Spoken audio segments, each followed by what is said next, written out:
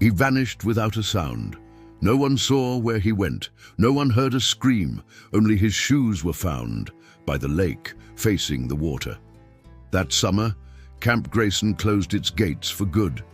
11 years later, his sister returned to their childhood, home, and found a hand-drawn map hidden beneath a loose floorboard in his room. It had one word scrawled in the corner: survive. The summer of 2013 was unusually warm in the dense pine-covered hills of North Carolina. Nestled deep within those woods was Camp Grayson, a rustic, off-the-grid summer camp built in the 1950s. Parents sent their children there for 2 weeks of digital detox, outdoor games, and the kind of childhood adventure stories are made of. More family had saved up for months to send their 2 children, Eli, 9, and Clara, 12, to Camp Grayson. It was their first time away from home, and for Eli, the first time away from his big sister overnight. Clara had promised her mother she'd keep an eye on him, but their bunks were separated, boys on the east side, girls on the west.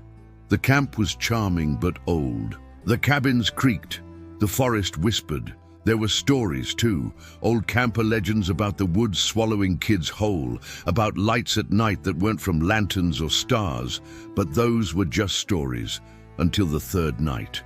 That evening, the counselors had planned a bonfire by the lake.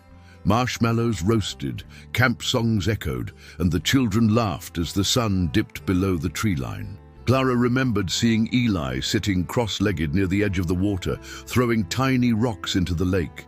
He looked peaceful, tired even. An hour later, he was gone. At first, no one panicked. The counselors assumed he had wandered back to the cabins, but when the head count came up short, the staff launched into a frantic search. Flashlights darted through the trees, whistles blew, voices called his name over and over. Eli! Eli! They found his shoes by the lake, neatly placed side by side, the toes pointing toward the water. The lake was dredged. Divers searched its dark, murky depths. Bloodhounds were brought in from the county sheriff's department. They caught a scent, but it led nowhere, vanishing within a patch of thick brush that seemed untouched. The camp was shut down the next morning. The Moors were called in immediately, their faces pale with confusion and disbelief. Clara, barely a teenager, blamed herself for not watching him closely. Her mother blamed the camp, but no one had answers. There was no struggle, no scream, no signs of foul play. Eli Moore had simply disappeared. The years passed. The Moores moved towns, then states, trying to escape the weight of their loss. Clara grew older but never stopped thinking about that night. The way the lake looked just before dark, the strange quiet that had settled after the laughter stopped. And then, in the summer of 2024, while helping her mother clean out their old house, Clara entered Eli's untouched bedroom for the first time in years. It was like a museum. His drawings still on the walls, a flashlight still under his pillow. Something felt different. As she sat down, the floor creaked under her feet in a way she didn't remember. She pushed gently on the wood, and a plank gave way. Inside, wrapped in a faded camp t-shirt, was a small, yellowed notebook and a map, drawn in crayon. The trail led deep into the forest around Camp Grayson. In the bottom corner, in a handwriting too mature for a 9-year-old boy, one word was scrawled in red: survive. Clara sat on the edge of her brother's childhood, in bed, her hands trembling as she unfolded the crumpled map again. The paper was brittle, corners curled, and smudged with what looked like dirt, or maybe ash. The markings were childlike but disturbingly deliberate. A winding path was drawn in blue crayon, stretching from a crude sketch of the lake to an X, deep in a region labeled only as the Hollow. Around it were scribbled strange symbols, not quite letters, not quite numbers. The map didn't make sense, but one detail made her blood run cold. It was dated July 2013, 2 days before Eli vanished. Who had written this? It wasn't Eli's handwriting, not the neat, angular letters that Clara remembered from his schoolwork. This was older practiced. But the drawings, the sun with too many rays, the little boat on the lake, those were his. And then there was the word, survive. She stared at it, heart pounding. Why would a 9-year-old write that word, in red on a map hidden beneath his floorboards? By evening, Clara's mind was spinning. The house was being packed up for sale, and her mother was downstairs sorting papers. Clara made an excuse about getting some air and slipped out, taking the map with her. She didn't tell her mother what she found. Instead, she drove. The road to Camp Grayson had changed little in 11 years. The trees still arched overhead, like a cathedral of shadows, and the gravel drive still popped and crunched under her tires. The main gate was padlocked and rusted. The faded wooden sign, "Welcome to Camp Grayson," hung crookedly, one chain broken. Clara parked off the road and climbed the fence. The camp was a skeleton of its former self. The cabins had decayed, vines crawling up their sides like nature's slow reclaiming. The dining hall's windows were shattered, and old banners fluttered in the wind like forgotten ghosts. But the lake, it looked almost the same. Still too quiet. Clara stood at the shore where his shoes were found. She closed her eyes and imagined him there. Again, skinny, messy-haired Eli, humming to himself, skipping stones. Then she opened the map. The trail began at the lake. She turned toward the forest and took her first step in, over a decade, toward a place she had long tried to forget. The first hour was uneventful. Just trees, pines and oaks, thick and tangled, the kind that block out the sky. Her boots crunched. Dead leaves and insects buzzed in unseen clusters. But soon, the path became less natural, twigs arranged in odd patterns. Small carvings on tree trunks, tiny stick figures, slashes like tally marks. She stopped several times, comparing the terrain to the map. The closer she got to the hollow, the more the woods felt wrong. At one point, she found an old rope, swaying from a tree. Beneath it, a child's sneaker, sun-bleached and long abandoned. Clara's throat tightened. The forest began to slope downward. The light dimmed, and the air grew heavy, as if something deep underground was breathing. Slowly beneath her feet, then she found the stones, arranged in a perfect circle, 12 of them, worn smooth and gray. In the center, a small wooden totem no taller than a candle. It was shaped like a child, round head, arms outstretched, but its face was featureless. Clara knelt and reached for it. As soon as her fingers brushed the wood, a rustle echoed behind. Her! She froze. "Hello!" she called out, her voice breaking the unnatural silence. No answer, just the whisper of wind through branches. She turned quickly, scanning the trees. No movement. But when she looked back down, the totem was gone. Startled, she stood, heart pounding. The map, still clutched in her other hand, seemed to pulse. She felt it, inexplicably, like heat radiating from the paper. She didn't understand why she was scared, but she was. Something was watching her. She shoved the map into her bag and pressed on. As dusk began to fall, the trail narrowed into a shallow ravine. Just ahead, nestled in a hollow of twisted roots and ivy, was what looked like an entrance. A crude archway of bent wood and stones, almost like a doorframe built by hands that had never learned how. It led underground, carved into the beam above. It was a word, not English, not anything Clara recognized. The characters looked similar to the symbols on the map.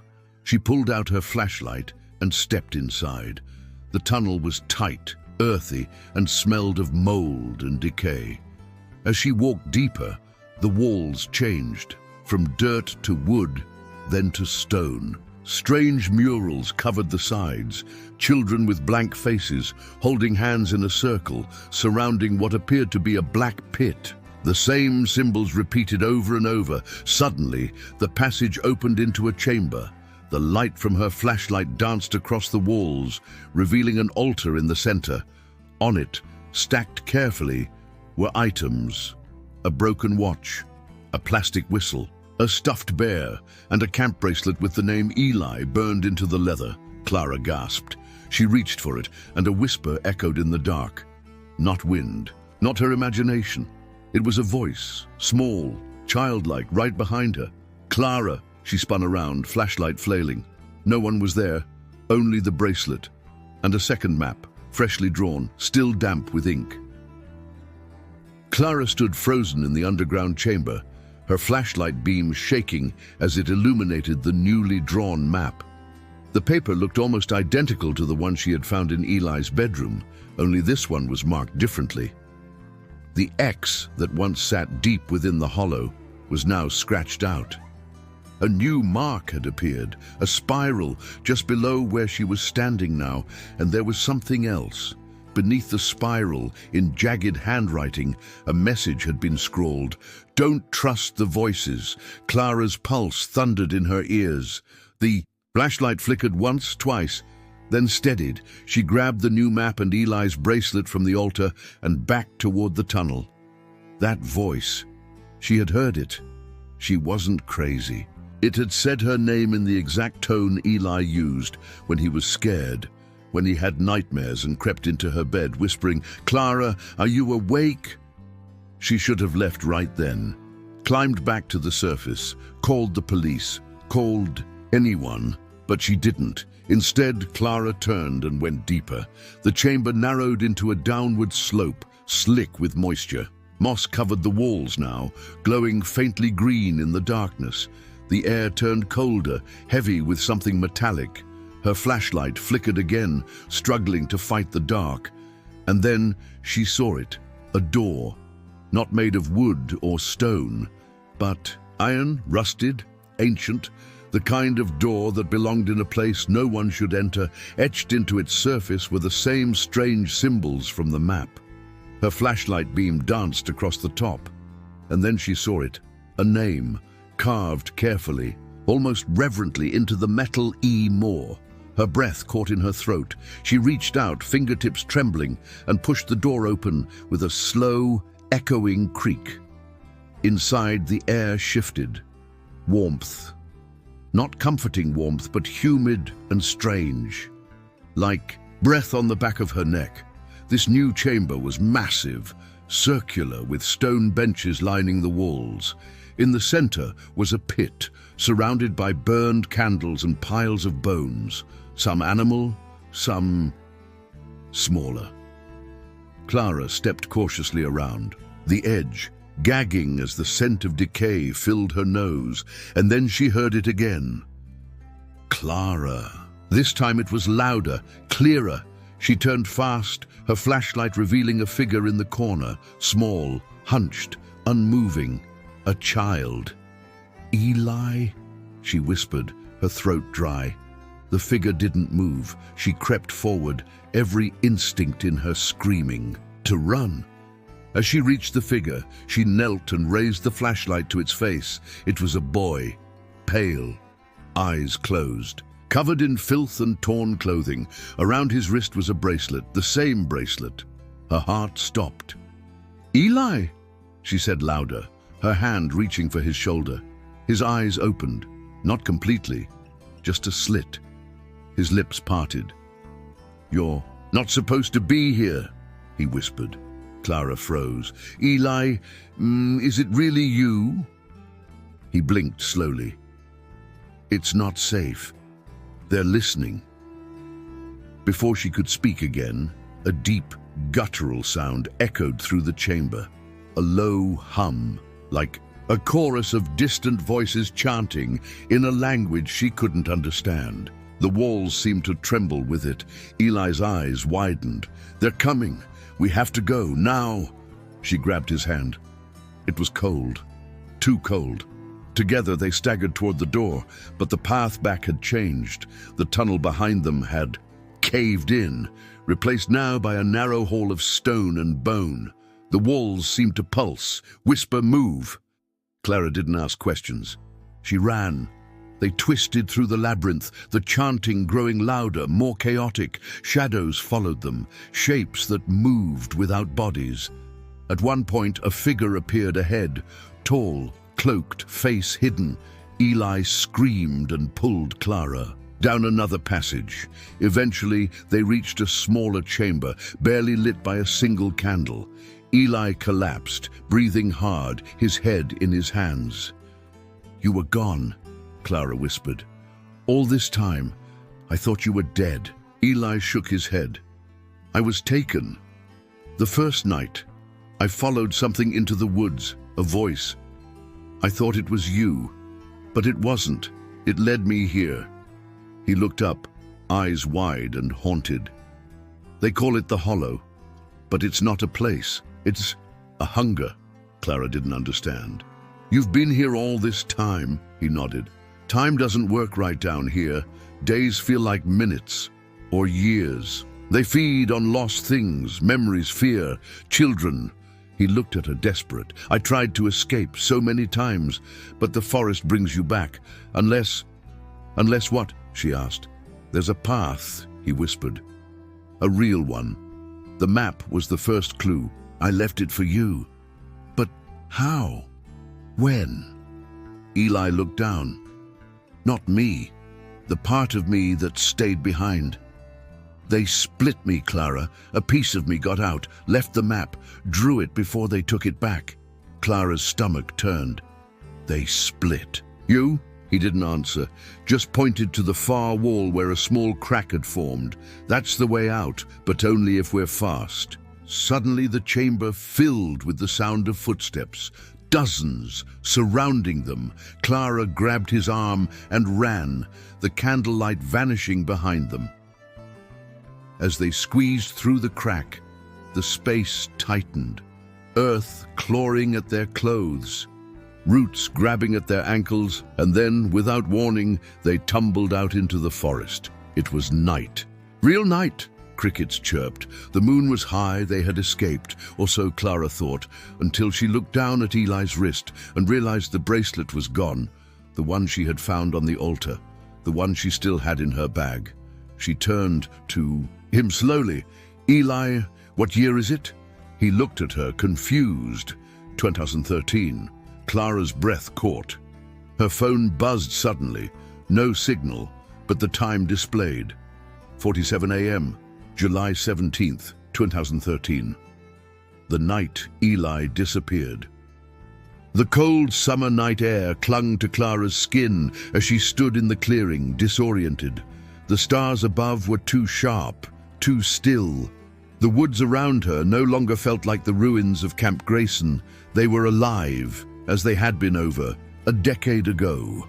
She could hear distant laughter, crackling campfires, the hum of cicadas, the rhythmic beating of summer in its full, undisturbed pulse. But none of that made sense. Clara's breath grew short. Her fingers trembled as she pulled her phone from her pocket again. No bars. The date on the lock screen hadn't changed. July 17th, 2013, 2:47 a.m. This wasn't just a hallucination or a trick of the Hollow. Somehow, she had been pulled through time. Eli stood beside her, barefoot, shivering slightly, his face pale beneath the starlight. "Clara, what's wrong?" She stared at him. His voice, his face, it was all the same. But her instincts screamed that something wasn't right. "You said they split you. What did you mean?" she asked. Eli blinked slowly, as if the question confused him. I don't know. I remember the voices, the whispers. I remember being scared, then waking up in that room. Then you were there." "But the bracelet," Clara whispered. "It was on the altar, and it's still in my bag. You weren't wearing it until I gave it back to you just now." His lips parted, but no words came. Clara stepped back.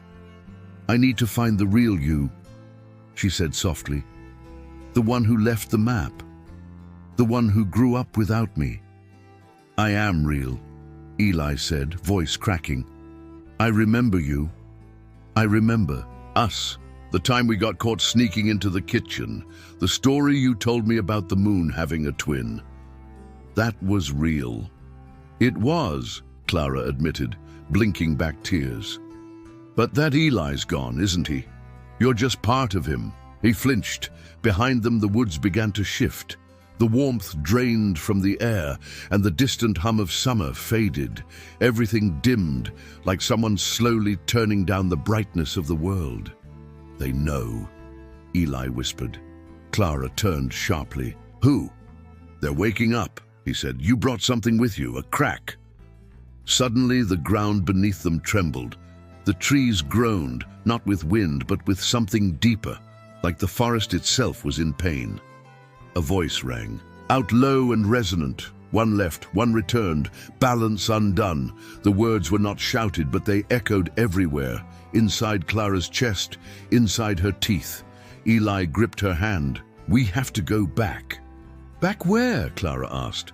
"The hollow?" He nodded. "If we don't close it, they'll come through, all of them." Clara wanted to scream.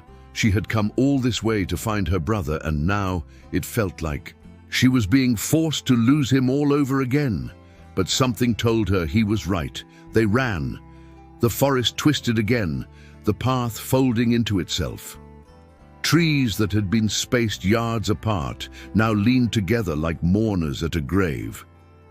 And in the distance, where the stars blinked through the canopy, Clara saw the faint green glow again, the moss, the tunnel. But as they reached the edge of the clearing, someone was already waiting. It was her, not a mirror, not a reflection, but Clara, 10 years younger. Standing barefoot in a camp t-shirt, eyes wide with fear, she was staring at Eli. "That's when it happened," the real Clara whispered. "This night, this moment." The younger Clara gasped, about to run. Clara stepped forward shouting, "Don't! Follow him, don't go into the woods." But it was too late. The boy, Eli, turned and ran. The child version of Clara chased after him, calling his name. The exact sequence from the night he disappeared was happening again, replaying in perfect detail.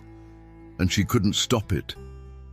"I can't change it," she whispered. "It's already happened." Eli stood beside her, breathing hard. "This is the fracture. This is the split.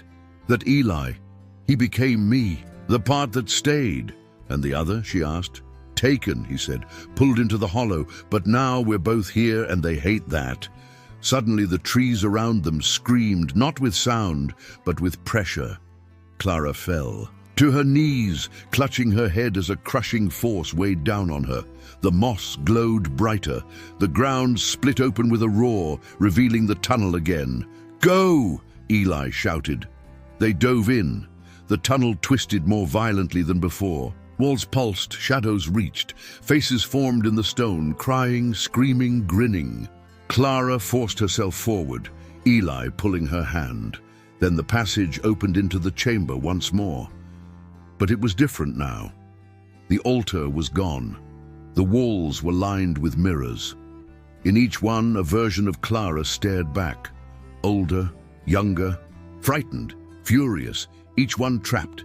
In the center of the chamber stood another Eli, older, taller, silent. Clara gasped. He looked directly at her, his eyes dark and full of something ancient. "You broke the rule," he said. Clara looked to the boy, Eli, beside her. He looked terrified. "You're not supposed to come back," the older Eli continued. "You're not supposed to find the path." "What are you?" she demanded.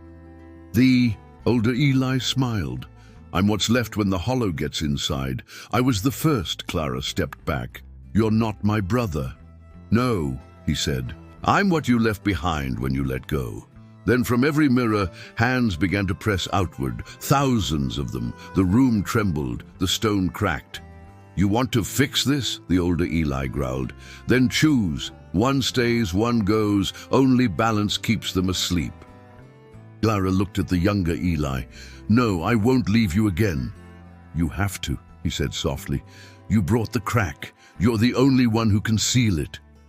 Tears spilled down her face. "But what happens to you?" "I don't." "No," he said. "But maybe I get to rest." The mirrors shattered. Clara grabbed Eli, held him tight, and whispered, "I'm sorry." Then she stepped toward the center of the chamber. The light consumed them both. When she woke, it was morning. She was lying beside the lake at Camp Grayson, modern, silent, overgrown. Her phone buzzed. July 17th, 2025, 6:12 a.m. She sat up slowly. Voice called from the trees. "Clara?" She turned. It was Eli, older, whole, alive. Clara stared at him, at the man emerging from the trees, sunlight casting long shadows over his frame. He looked older than the boy she remembered, but not by much. Maybe 19 or 20, no more. His face had the same shape, the same quiet intensity in his eyes. But what caught her breath, what froze her completely, was what he wore around his wrist, the bracelet, the same one she had taken from the altar, the same one she had found again on the boy in the hollow. Eli stopped a few feet from her, unsure. "Clara, is it really you?" She stood slowly, her limbs stiff with exhaustion and confusion. "Eli?" He nodded slowly. I think so. I don't remember everything, just flashes, the woods, the voice, and then you, just now." Clara's voice cracked. "What year do you think it is?" He frowned. "It was 2013, at least I thought it was. But then I woke up here and everything feels wrong." She reached forward and touched his arm. "Warm, solid, real. You've been gone for 11 years. Eli's eyes widened, but he didn't look. Surprised, just sad. "I figured," something like that. Clara didn't know whether to laugh or cry. She stepped into him and wrapped her arms around his shoulders, holding him like she had never held him before. He didn't resist. For a long moment, they stayed that way. "I tried to find you," she whispered into his shoulder. "All these years." "I know," he said. "I think part of me always knew you would." They sat by the lake's edge, the air still and quiet, the ruins of Camp Grayson around them like silent witnesses. Clara told him everything: the map, the hidden chamber, the second Eli, the mirrors, the moment of choosing. Eli listened, his face unreadable. When she finished, he remained silent for a long time. Then he spoke. They weren't just feeding on fear or memory. They were studying us, splitting us, duplicating pieces. Clara blinked. "What do you mean?" He turned to face her fully. "The version of me you saw, the younger one. That wasn't just a memory, it was a fragment, a tether. The hollow doesn't just consume, it preserves, copies. Some part of me stayed there, held together by pain and confusion. Another part made it out. You found both." Clara felt a chill ripple through her spine. "So which are you?" "I don't know," he admitted. "Maybe both. Maybe neither. But I feel whole now, and I don't hear the voices anymore." Clara pulled the bracelet from her bag and showed it to him.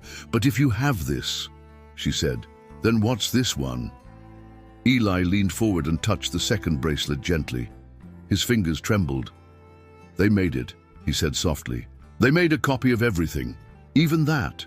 "But why?" Clara asked. "Why go through all of that just to, what, trap people?" "Not just people," he said. "Stories, bonds, siblings. Every person taken becomes a thread. Every memory a doorway. The hollow is a web." Clara remembered the mirrored chamber, the thousands of versions of herself, the voices whispering, watching. Then, "How did we stop it?" she asked. "You didn't stop it," Eli said. "You changed it. You broke a pattern."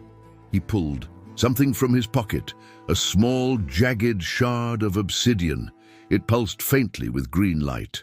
"When you stepped into the center, you didn't just close a door. You collapsed part of the hollow, severed its link to our world.